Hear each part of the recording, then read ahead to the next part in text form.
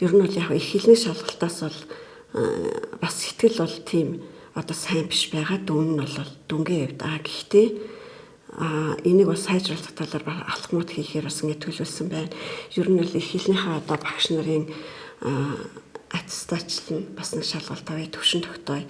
За тэгээ яг аль хэсэг дээр одоо алдаа гаргаад байгаа талаар ингээд бид нар бол одоо сургалтуудыг хийхээр төлөвлөсөн байна. Энэ дүн бол тийм одоо таатай дүн бол биш. Бид нар энэс илүү одоо амжилтыг гаргаж одоо их хэлний шалгалтанд ямар ч одоо сурагчдыг одоо унахгүйгээр ингэж 100% тэнцэж ажиллах ёстой гэсэн ийм одоо шаардлага тавьж ажиллаж байгаа. За тэгээ өнгөрсөн жил 24 оногтой одоо харьцуулж үзэхэд 24 онд бол 940 хүүхэд төгссөн. За тэндээс их хэлнийхээ шалгалтанд бол 188 хүүхэд унсан байна. За энэ жил бол 1040 хүүхэд одоо ихний их хэлний шалгалтанд орсон. За эндээс бол 117 хүүхэд унсан боيو өнгөрсөн жилийнхтэй харьцуулахад бол 88.9% бол буурсан. Тэгээ эндээс бид нэр бас нэг вакуум сургалтын үр дүн гарлаа гэж үзээд 2 дахь шатныхаа вакуум сургалтыг бол хийсэн. Одоо эсэлтийн шалгалттай холбоотой тийм тактикийн ажлууд бол бас нэлээд хийсэн. Жишээлбэл бол одоо 1000 бодлого бол задлсан байгаа тийм ээ. За энэ 1000 бодлогоос сая сүүлийн одоо вакуумжилсан сургалтаар бол 800-ыг батсан. Үлдсэн 200-аа бол энэ 7 хоногт амжаад ботчихно гэдэг ийм зорилттой ажиллаж байгаа. Ер нь бол бас их юм тодорхой байх шаардлагатай байна. Бусад бүх судалгатгуунаар одоо бас ингээд судалгаа гаргаж нэг тийм судалгааны баг бас ажиллаж байгаа маа бид нар. Тийм дээр эдүү шинжилгээ хийгээд одоо ийшд бэлтэж байгаа хүүхдүүдээс зарим зүйлийг нэлээд тодорхой болгох гэсэн ийм одоо зорилтыг бол тавьж байгаа. Гэхдээ улсын хэмжээнд бол энэ ерөнхий шалгалт, эсэлтийн ерөнхий шалгалтын цар хүрээ бол бас мэдэгддэг тал байдаг. Энэ жоохон хүндрэлтэй.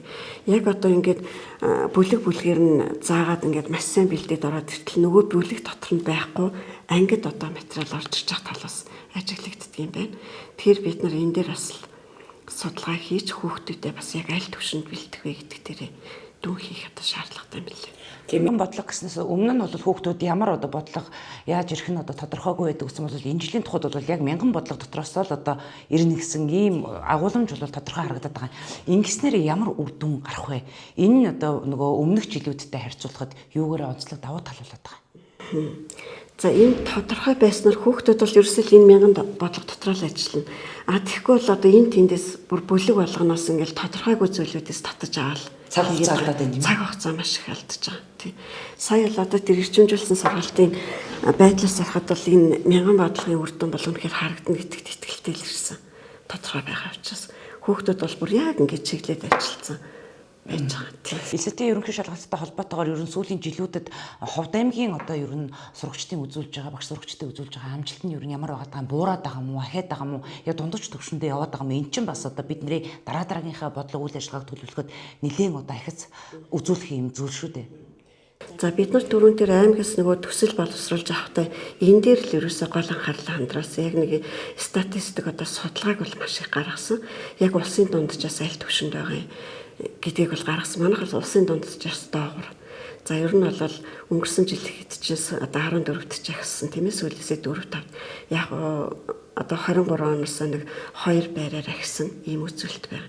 Бид нар бол одоо тэр гүйцэтгэлийн үнэлгээ бол мэдээж одоо багш сурагчдын одоо хөдөлмөрийг үнэлсэн одоо бас их зүгээр л зүйлээ тийм.